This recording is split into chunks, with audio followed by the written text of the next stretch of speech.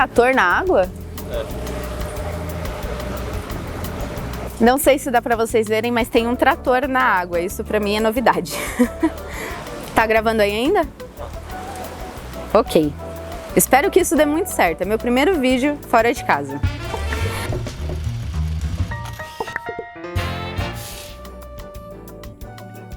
Fala, Dev! Beleza? Jaqueline aqui. Hoje eu estou num cenário completamente diferente para poder gravar um vídeo para vocês. Eu estava em casa aí todo esse tempo e finalmente eu pude vir na praia para poder curtir um pouquinho. Tá sendo bem bacana e eu aproveitei para poder gravar esse PR especial para vocês, que é o de número 60, que em ordinário, número ordinário é como?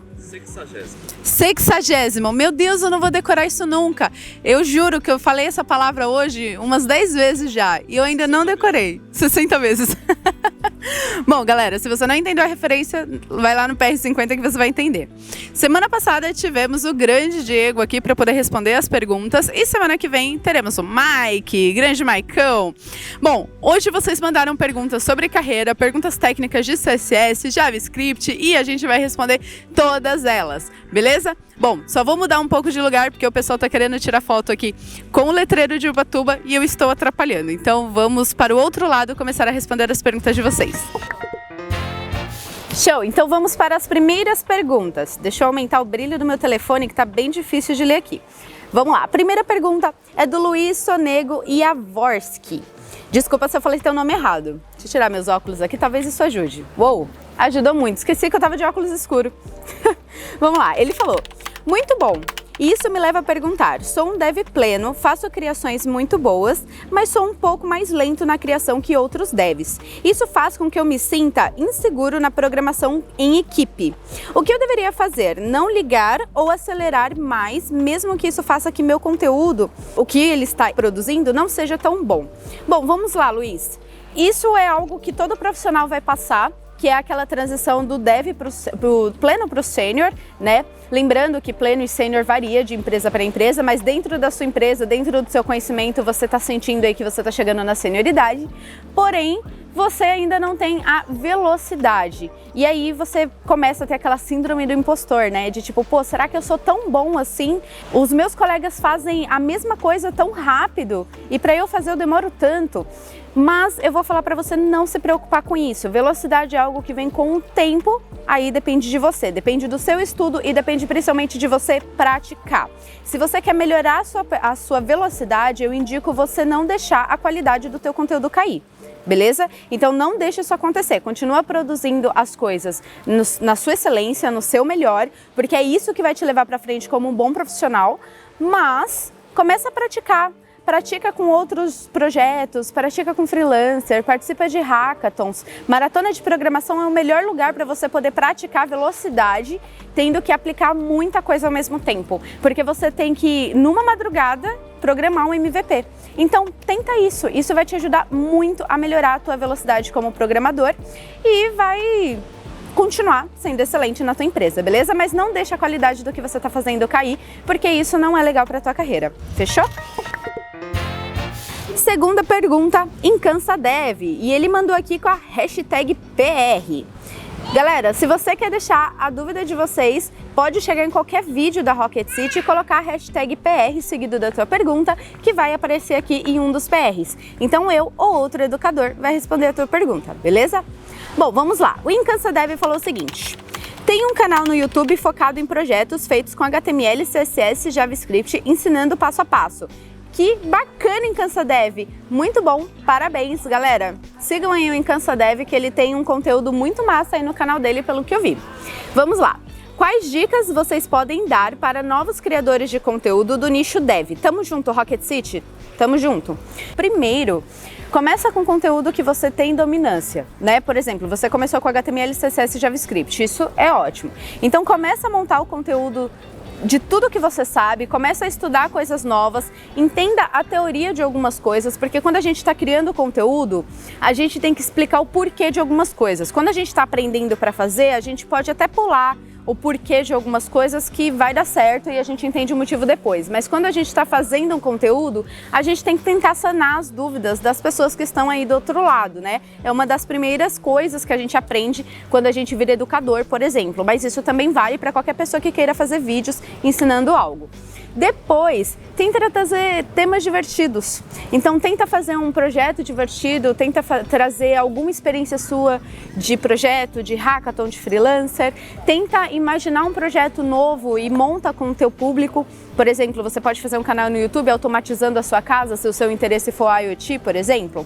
E o mais importante, não faça conteúdos fracos só porque você tem que fazer muito conteúdo. Eu sei que o marketing fala que a gente tem que fazer sempre, entregar sempre, né? Todo dia, toda hora tem que ter alguma coisa. Eu, particularmente, não gosto muito dessa ideia porque a gente tem que ter qualidade. Por isso que, por exemplo, os PRs agora são feitos um por cada educador, para a gente ter um tempo, para a gente se preparar, para a gente poder ter tempo de estudar outras coisas. Então, eu indico isso para você. Se o público é dev, estuda o que você está passando, se preocupa em aprender a teoria para você poder responder os porquês e não deixa de falar com o teu público, né? Se você tem muita gente te seguindo que quer saber de uma determinada coisa, tenta trazer essa coisa para eles, porque aí eles vão atrás de você para poder assistir, beleza? Jair Araújo mandou a hashtag PR também, então certeza que ele mandou essa dúvida em um dos vídeos do YouTube.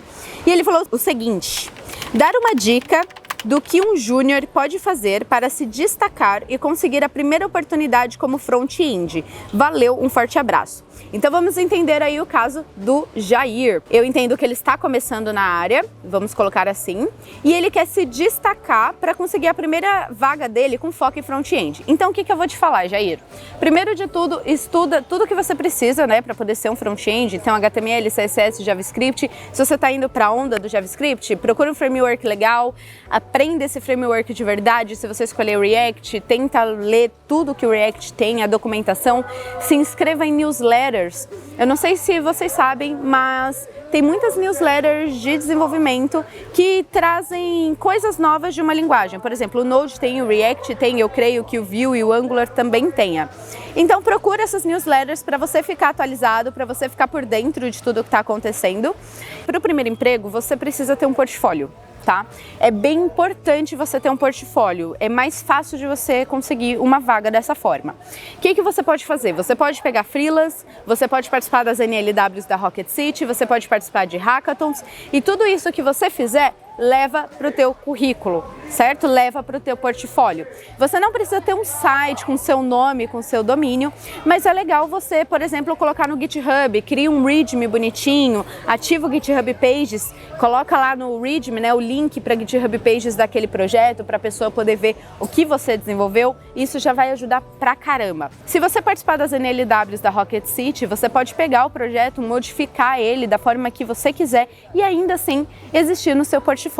Quanto mais você participar de hackathons, de projetos que você possa fazer, essas semanas NLW, existe outras semanas que você consegue desenvolver um projetinho, pensa um projeto aí na tua casa, desenvolve. Já que eu queria muito desenvolver aquele Go Barber que rolou numa NLW muito atrás, não tem vídeo disponível, mas tem o layout. E aí eu vou pedir pro pessoal colocar aqui na descrição, porque o Thiago Lutemberg, que é a pessoa que cria esses layouts maravilhosos aí das semanas que a Rocket City faz, as semanas de programação, você pode pegar os layouts antigos e você mesmo desenvolver. Por mais que o código vai ficar diferente do que a gente desenvolveu na Rocket um tempo atrás, o importante é que o código é seu e é seu portfólio, certo? E isso vai te ajudar muito. Bom, agora outra dica que eu posso dar quando você for conversar com o entrevistador. Normalmente as pessoas que estão começando chegam lá para conversar com o entrevistador e se preocupa muito em tentar mostrar que sabe. E aí eu vou dar uma dica aqui que algumas pessoas podem discordar de mim, só que foi algo que eu usei, Jaqueline, usei, deu certo para mim e eu espero que dê certo para você, que é você poder mostrar para o recrutador ou para a pessoa técnica que está te entrevistando que você sabe o que você sabe e que você tem muito interesse em aprender o que você não sabe. Quanto mais interesse, mais disposição você mostrar que você está disposto a correr atrás, a aprender, tentar se desenvolver ao máximo, mais essas pessoas vão gostar de você. Porque hoje as pessoas contratam muito por cultura e não por currículo. Então, se você tem uma cultura que bate com a empresa, se você tem sangue de, não, pode deixar, eu não sei ainda, mas eu vou estudar, vou correr atrás para poder entregar as tarefas, eles vão gostar de você e isso vai ser bem bacana. Porque quando uma empresa está contratando um júnior, ela não espera que você sabe tudo, certo? Ela não espera que você vá sentar e começar a codar loucamente e entregue todas as tarefas. Só que a gente espera que o júnior chegue e tenha disposição para poder aprender tudo que pode, o mais rápido que pode, da melhor forma possível e se doar para poder executar as tarefas, beleza? Mas isso não quer dizer que você tenha que virar 30 noites, ok? Lembra sempre do equilíbrio, tenha o seu tempo de descanso e tenha o seu tempo de trabalho, mas quando for trabalho, trabalhe firme, trabalhe com dedicação, que aí vai dar certo, as pessoas vão reparar isso em você e isso vai te ajudar a entrar no mercado de trabalho. Vamos para a pergunta do Samuel Rocha, que é uma pergunta um pouco parecida, mas é muito interessante também.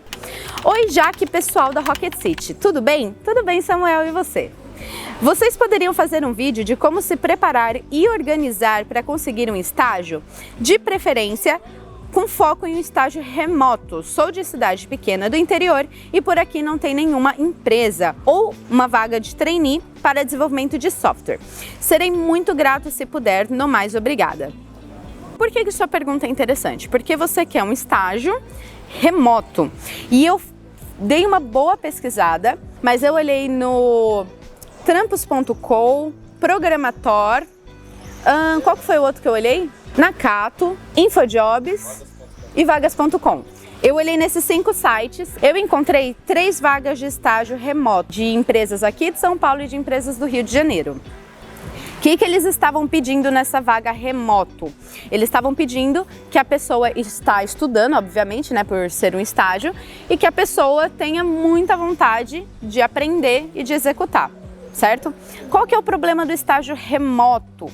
Porque quando a gente está com um estagiário na empresa, a gente quer estar mais perto dele para conseguir explicar as coisas, para conseguir sentar do lado, ver a pessoa fazendo, para poder dar dicas e tal. Então, o que eu vou te incentivar a fazer? Primeiro de tudo, você pode tentar participar de algumas coisas online para você poder ver como funciona o trabalho em equipe online, porque é muito diferente a dinâmica de quando você está trabalhando com uma equipe presencial. Hackathons online aí estão para te ajudar com isso, certo? Você vai fazer um projeto de desenvolvimento com pessoas que não estão na mesma cidade que você, isso já é bem bacana. Você levar essa experiência de que você já trabalhou em projetos remotos, mesmo dentro de hackathons, para a empresa vai ter uma confiança melhor na sua disponibilidade, tá? Eu não vou falar capacidade porque não é bem uma capacidade, é mais disponibilidade de se organizar para conseguir executar um trabalho remoto. Certo? E a mesma coisa que vale para a pergunta anterior. Quando você for conversar com o entrevistador, você sendo estagiário, mostra aquilo que você sabe, eu sei o que eu sei.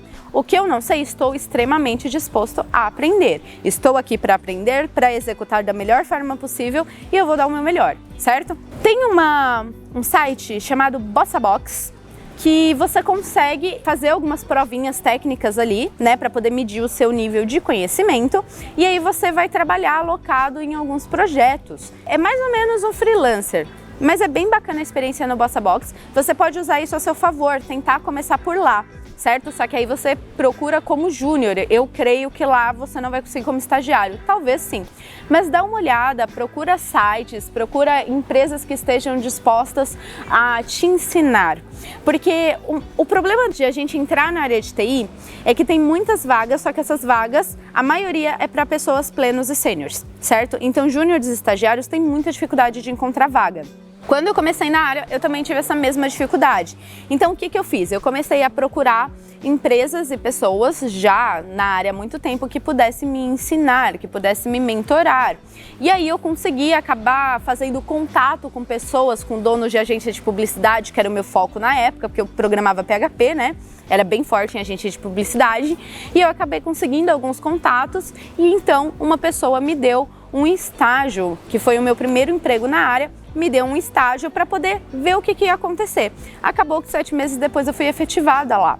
Então, não procura apenas estágio na internet, vou me candidatar em vagas de estágio, mas procura pessoas da área, que trabalham na área, que estão há mais tempo na área para te mentorar, porque essa pessoa pode te apresentar para outra, que você faz contato com outro, que faz com outro, que aí chega uma pessoa e fala, quer saber, eu vou te ajudar, vou conseguir um estágio para você aqui para poder ver o que acontece. Nem existir a vaga de estágio, pode acabar surgindo e ver o que acontece. Faça network, participa de evento, conversa. Quando vocês estiverem em evento, gente, conversa com os palestrantes. Eles são pessoas iguais a vocês, tá? Então, chega lá, troca uma ideia com ele, começa a conversar de projeto. Por exemplo, quando eu vou palestrar em lugares presenciais, né, antes da pandemia, agora ainda não tive oportunidade de palestrar em lugar presencial de novo, mas algumas pessoas tinham medo de vir falar com a gente, com os palestrantes, como se a gente fosse famoso, e a gente não é celebridade, né? Nós somos pessoas como vocês, que estão estudando, que estão atrás. A única diferença é que a gente tem um pouco mais de tempo de carreira e a gente quer contribuir com algum conhecimento para quem está começando. Então troca ideia com a gente, com os palestrantes, com professores, chama a gente no Instagram. Todos os educadores, até onde eu sei, respondem no Instagram, eu faço questão de responder todo mundo. Então pergunta, cria uma proximidade, porque o networking pode te levar muito longe, certo? Essa palavra já é bem clichê, mas vai te levar muito longe. Agora tem algumas perguntas mais técnicas aqui. O Yuri RD mandou uma pergunta bem legal. Ele falou o seguinte, fala sobre token compartilhados entre aplicações diferentes, tipo o Google faz. O que eu entendi aqui pela pergunta do Yuri, talvez eu tenha entendido errado. Se eu entendi errado, Yuri, manda aí de novo a pergunta mais detalhada para a gente poder compreender, beleza? Mas o que eu entendi? Que ele está querendo falar sobre fazer login em sites com o token do Google. O que acontece? Você tem uma conta no Google ou no Facebook, por exemplo, e você pode entrar em alguns sites e fazer login com essa conta. Vamos supor que a Rocket City tem um login por Google. O Google, ele tem uma API que ele libera um token. Um token é um monte de números e letras, tudo junto, grande, né? Você clica lá no fazer login com o Google. O site, a Rocket City no caso, né? O site da Rocket City vai mandar uma requisição via API do próprio Google lá para o Google e falar, esse e-mail aqui, né, tá querendo fazer login, essa conta existe? Aí o Google vai fazer o login para você no Google, certo? E vai devolver um token, que é esse token, esse hash que eu tô falando para vocês, certo? O Google devolvendo esse token, a Rocket City vai validar esse token dentro da Rocket City e vai guardá-lo, certo? E vai guardar suas informações, e-mail, nome e etc, que vem com as informações do Google. Lembrando que esse método não compartilha senha, então a sua senha do Google ela fica salva lá no Google, certo? Ela não vem para a empresa que está usando a API. A Rocket City recebendo esse token, ela vai validar esse token e esse token tem uma validade. Por exemplo, o Google diz, esse token vale 30 dias. Então, por 30 dias, sempre que você entrar no site da Rocket City, vai estar lá validado, você vai conseguir fazer login. Depois de 30 dias, a Rocket City vai falar, você vai ter que fazer login de novo. Aí você vai fazer esse processo de novo para a Rocket City receber um novo token. E assim funciona com o Facebook, funciona com o GitHub. A Rocket City, a plataforma, recebe o login com o GitHub, se eu não me engano. Tudo funciona dessa forma. Se você quer saber como funciona na prática, como criar uma página de login usando o token do Google, do Facebook ou do GitHub, deixa aí embaixo, já que quero esse vídeo do token, que aí eu posso fazer um root mostrando para vocês na prática como faz isso. Aí a gente se aprofunda bem direitinho e eu mostro para vocês o passo a passo no código, beleza?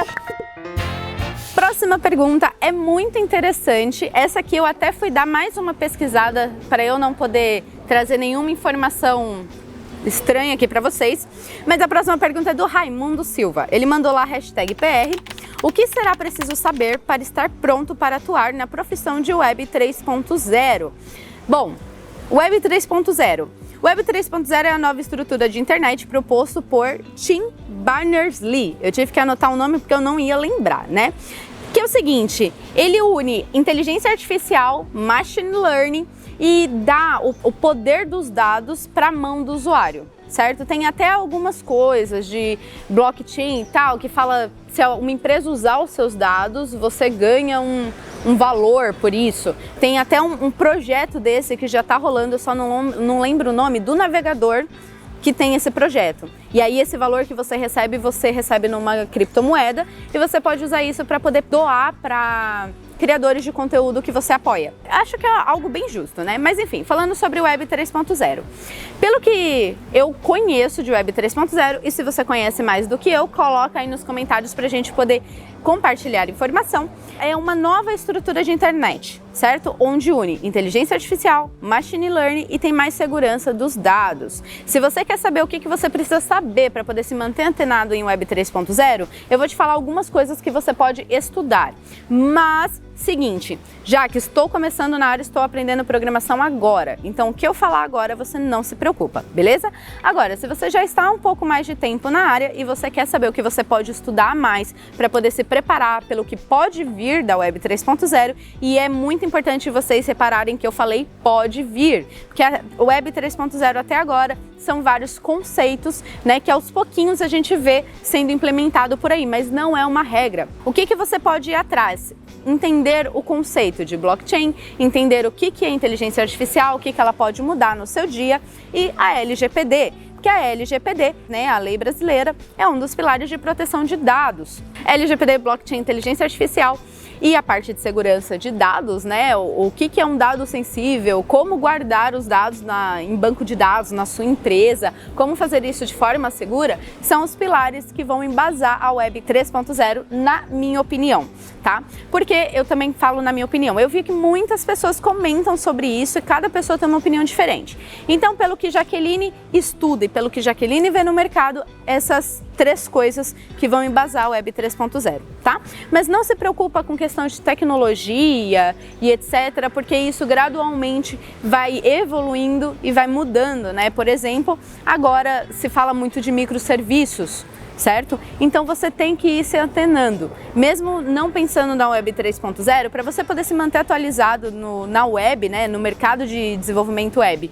e continuar crescendo, né, continuar evoluindo, você tem que estar antenado a tudo. Então assiste aqui os vídeos da Rocket City, a gente responde bastante coisa, fala de coisas novas. Por exemplo, a Dani vai começar a falar de Prisma, que eu ouvi o pessoal comentando, não sei se ela já lançou um vídeo disso. O Diego vai começar a falar de Nest, saiu uma nova versão do Nest, então fica atento a tudo.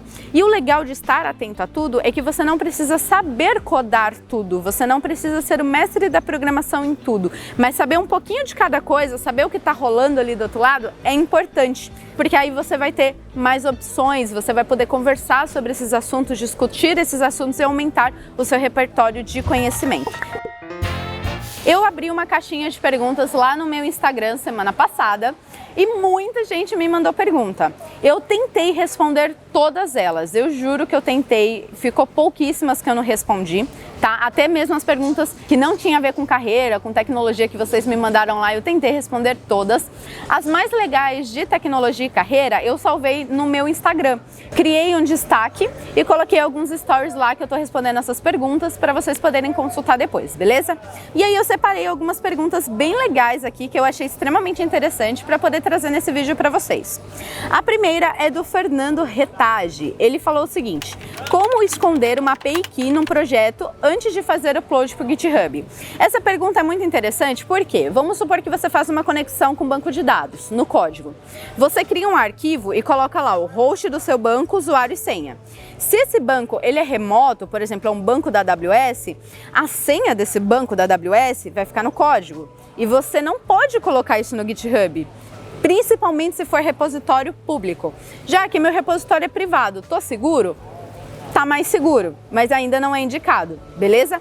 O interessante é você usar o .env. E aí, agora a gente vai voltar lá pro hostel, que eu vou mostrar para vocês no meu computador como é que cria um .env e por que é tão legal e como ele vai solucionar isso, beleza? Vamos lá? Galera, eu criei um projeto em Node aqui, bem simplesinho.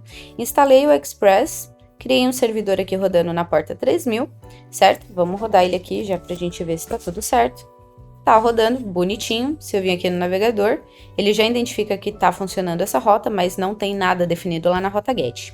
O que a gente vai fazer? Para começar, eu vou parar aqui meu servidor e vou instalar o módulo .env, certo? Ele também serve para o React, para outros frameworks JavaScript. Com ele instalado, a gente vai aqui, vamos chamar ele direto no require. A gente não precisa colocar ele em uma variável, certo? .env, opa! Os controles aqui estão loucos. E eu vou chamar direto aqui o config, né? Eu estou executando esse config, que é um método que existe lá dentro do .env. Só isso aqui é suficiente para o .env começar a funcionar, beleza? Agora que vem a graça, eu vou criar um arquivo .env. E como vocês sabem, né, arquivos que começam com ponto são arquivos ocultos. Então, eu criei aqui o .env e eu vou criar aqui variáveis e colocar os conteúdos dela, né? Então, eu vou colocar primeiro aqui um hashtag de comentário e vou colocar porta que o Express vai ouvir. E vou criar aqui uma variável porta igual e vou colocar um número, certo? Comentários desse jeito aqui com hashtag, tá? É bem comum a gente criar as variáveis dentro do .env todas em maiúscula. E se a gente precisar dar espaço, normalmente a gente coloca o underline. Então, por exemplo, uma secret key. Foi um Y a mais aqui. Uma secret key. E eu vou colocar aqui uma key bem grande, certo? Um hash bem grande. Eu também posso passar, por exemplo, uma mensagem, né? E coloco aqui entre aspas, servidor rodando, por exemplo. Certo? Definir, então, algumas envs aqui, algumas variáveis aqui, beleza? A propósito, o nome env vem de environment. Bom, agora o que eu quero fazer? Eu quero mostrar isso aqui no meu código, certo? Quero utilizar isso no meu código. O primeiro exemplo é, ao invés de eu passar 3.000 aqui, eu quero que ele pegue a porta que vai rodar lá daquele arquivo env. Como é que eu faço isso? Eu coloco process.env, o nome da variável que a gente criou lá. Nesse caso, porta. Beleza? Vamos rodar aqui, ó, node index, index.js, tá rodando. Se a gente vir aqui na 3.000, já não tá mais funcionando, porque lá na env eu joguei 4.500, certo? Deixa eu dar um zoom a mais aqui. Joguei 4.500, certo? A 3.000 não tem nada. Se agora a gente for aqui na 4.500, olha só que legal, ele já entende que essa porta existe, só não tem nada na rota get. Vamos aqui no nosso código. Eu quero agora que quando terminar o listen, né, começar a ouvir uma porta e o servidor estiver rodando, eu quero que apareça aquela mensagem que eu escrevi aqui no env, essa mensagem aqui. Então aqui no listen eu vou passar como segundo argumento aqui uma error function, colocar console.log, process.env, o env minúsculo, ponto, mensagem, certo? MSG, exatamente do jeito que eu coloquei aqui. Vamos ver como isso aqui vai ficar. Node index.js. Olha só, já apareceu a mensagem aqui. E ele continua rodando lá na 4.500. Beleza? Bom, agora eu tenho essa secret key aqui, né? Vamos criar um send aqui nessa rota get, né? No barra mesmo, para poder mostrar essa aqui pra gente lá no navegador. Então, vamos criar aqui, ó, app.get, certo? Na rota barra mesmo. Vou passar aqui como error function requisição e response. Requisição e response. E eu vou dar um res.send e vou passar aqui o process.env. Esqueci o que era? Secret key. Deixa eu copiar daqui para poder ficar certinho. Beleza? Vamos pausar aqui o nosso servidor e rodar novamente. Se a gente for aqui dar um F5, olha só que legal, o hash já tá aqui. Então, qual que é a ideia aqui? A pergunta do amigo é como a gente esconde as secret keys, né, e todas as partes secretas no nosso código, né, senhas de acesso, host de banco e etc. Qual que é a ideia? Você cria um arquivo .env e você não sobe isso aqui para o GitHub, né? Você pode usar o arquivo .gitignore, que é um arquivo onde a gente define aqui dentro o que o Git vai ignorar, e eu posso passar aqui, ó, .env. E o Git, a partir de agora, ele vai começar a ignorar o .env, né? Deixa eu dar um git init aqui nesse repo. Pronto, olha só, o env aqui ficou em cinza, certo? Então, ele tá ignorando. E, bom, ignorar a node modules também, né? Bom, agora ele tá ignorando esses dois aqui. Se eu vir aqui no search control, que é o que o Git quer subir, né? Que são as modificações que a gente pode subir. Eu tenho um git ignore, um index e os meus packages. Eu não tenho mais o meu .env, tá? Mas já que se eu precisar passar esse projeto para um amigo, para ele poder executar, como é que faz? A ideia é a gente criar um arquivo chamado .env.example, certo? Ou .development, ou .testing, ou alguma coisa, certo? Esse .example, a gente pode copiar as mesmas coisas que tá aqui no ponto .env, só que sem a informação, certo? A gente apaga aqui o dado sensível, beleza? A gente deixa apenas o nome das variáveis. Por que que a gente faz isso aqui? E isso aqui a gente comita, né? Então, aqui no Search Control, a gente permanece com env.example para subir. Porque você, vamos supor, eu passo um projeto para você, você baixa o projeto, aí você vai pegar o .env.example, você vai duplicar esse arquivo, e aí você vai preencher aqui com as informações sensíveis. E aí, essas informações sensíveis eu passo para você, né, de uma forma mais segura para você poder colar aqui e executar o projeto. E no nosso código, a gente nunca vai precisar mudar nada, porque ele sempre tá pegando do env, beleza? Então, essa aqui é a forma mais fácil da gente subir projetos para o GitHub sem a gente expor as nossas keys, né? E se for algo open source, por exemplo, vamos supor que é algo que você precisa da key da API do GitHub. E essa key, ela é pessoal de cada usuário, certo? Então, por exemplo, eu crio lá a minha conta de desenvolvedor no GitHub e eu tenho lá a minha key para eu poder usar nos meus projetos. Eu posso deixar aqui, por exemplo, ó, GitHub key. E aí, lá no README do meu projeto, eu posso falar, preencha o GitHub key do ponto .env com a key do seu GitHub. Então, a pessoa que baixar isso aqui, né, vai tirar o ponto .example, vai preencher isso aqui e já vai funcionar no código onde tiver process.env.github key. Boa, pessoal. Agora vamos para a próxima pergunta. Foi lá do Instagram também, quem mandou foi o Paulo Sevier. Ele falou o seguinte: eu devo ser fluente ou dominar JavaScript para depois aprender framework? A gente já falou bastante disso aqui, né? Algumas pessoas são da opinião de domine tudo do JavaScript para depois aprender um framework, e tem pessoas que falam, você já se sente ok no JavaScript, já consegue dominar? Então já parte para o framework que vai dar bem legal. Bom, eu sou da opinião do meio a meio. Quando você se sentir confortável em JavaScript, você usou aqui a palavra fluente. Eu vou entender fluente como uma pessoa que dominou toda a linguagem JavaScript, beleza?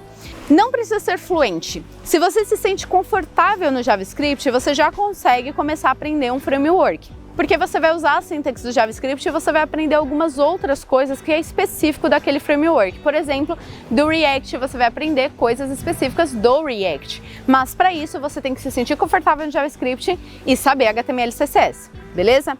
Agora, se você ser fluente em JavaScript e aprender tudo da linguagem, vai ser muito mais fácil você aprender o framework. Isso de fato é. Mas não vai eliminar a curva de aprendizado das coisas específicas do framework. Pegou a ideia? É controverso. Tem devs que vai falar que não, tem que dominar todo o JavaScript. Tem devs que vai falar não, vai para o framework que tá tudo bem. Eu prefiro ficar no equilíbrio. E mesmo quando você se sentir confortável no JavaScript e começar a aprender o framework, não deixa de estudar JavaScript, tá? Não deixa de aprender DOM, não deixa de aprender como manipular a DOM, quer dizer, né? Não deixa de aprender outras coisas, porque vai te ajudar no seu entendimento de framework, beleza? Porque o framework foi criado em cima do JavaScript. Quanto mais você entender o framework por debaixo dos panos, mais coisas performáticas e ágeis você vai conseguir fazer com o framework, beleza? Então, fica aí, fica o meio a meio, o meio termo entre os dois extremos que a galera fala, ok? Próxima pergunta é do Samael Melo. Ele falou o seguinte: qual é a diferença entre opacity e filter opacity em CSS? Bom, é o seguinte, visualmente você olhando, né, algum elemento com opacity e o filter opacity aplicado, você não vai ver diferença. Os dois vai aplicar uma opacidade, beleza? A diferença é, o filter, a propriedade filter, ela usa aceleração de hardware para poder trazer mais performance para o navegador. Então ela vai executar isso com mais performance. Já o opacity não, mas os dois fazem a mesma coisa. A única diferença é que o filter usa alguns recursos do navegador para poder deixar o efeito melhor, beleza? Então vamos lá para a nossa última pergunta. A última pergunta é do juniorsilva.eng. Ele falou o seguinte: é mais fácil ser um full stack júnior ou escolher uma das duas tecnologias e virar júnior? Eu vou entender as duas tecnologias como back e front, ok? Então vamos lá, é mais fácil você ser um full stack júnior ou é mais fácil você escolher back, front e virar júnior em uma das duas, né? Ou back ou front? Bom, júnior, seguinte, eu sou a favor do foco. Então, escolhe, por exemplo, front-end. Então você vai estudar HTML, CSS, JavaScript, um framework. E se torna bom nisso. Certo? E depois você vai pro back, ou ao contrário, quero me tornar quero me tornar back júnior no back. Ia dar na mesma, ia dar certo a frase. Eu quero me tornar júnior no back-end. Então começa a estudar uma linguagem de programação que você queira. Você pode escolher o JavaScript, pode escolher uma outra, você pode ver o Node para JavaScript, você pode ver Python, PHP, Java, C#, todas elas são válidas. E fica bom nisso. E depois você estuda o front. Por que eu digo isso? Se você estiver visando arrumar uma vaga de emprego, quando você é bom em algo, é mais fácil você arrumar do que você ser mais ou menos nos dois, tá? Porque se você falar assim, quero ser um full stack, você vai começar a estudar back e front ao mesmo tempo. Ou seja, você vai levar o dobro de tempo em cada um dos dois para poder chegar no mesmo lugar. Entendeu? Então foca em um, fica bom naquilo, vai arrumar um emprego, vai ter experiências na área de tecnologia e aí você vai estudando o outro e ficando bom no outro, beleza? Galera, então essa foi a última pergunta. Espero que vocês tenham curtido o PR, comemorado aqui comigo, né? O 60º, como é que fala 60 em original? Na reunião onde falaram pra mim que eu ia gravar esse PR, me falaram assim, Jaque, é o PR 60, tá? Se fala, nananã. E eu falei, beleza, mas eu já não lembro mais como é que era. 60º? Esse é o 60º PR, espero que vocês tenham curtido aí como eu curti, né? Eu estou aqui nessa praia maravilhosa, mas agora eu vou lá pro hostel para poder enviar esse vídeo e trabalhar mais um pouco, né? Depois a gente curte a praia. Work hard, play hard. Eu fico por aqui. Não esquece de mandar suas dúvidas com o hashtag PR, beleza? Falou, gente!